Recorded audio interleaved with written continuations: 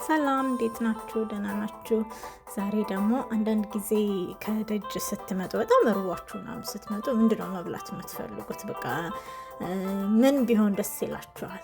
ሽሮ ቢሆን ደስ ይላችኋል? ዛሬ እንደዛ ነው ያሳለፍነው። በጣም እርቦን ከደጅ ገባን። ሽሮአችንን በመጥበሻ ሰራንና ትኩስ ሽሮ ከሰላጣ ጋር ከጥቅል ጎመንና ቢትሩት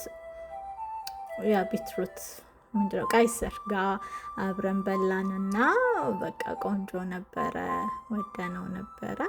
እስኪ ለእናንተም አይዲያ ይሆናችኋል ብለን ነው።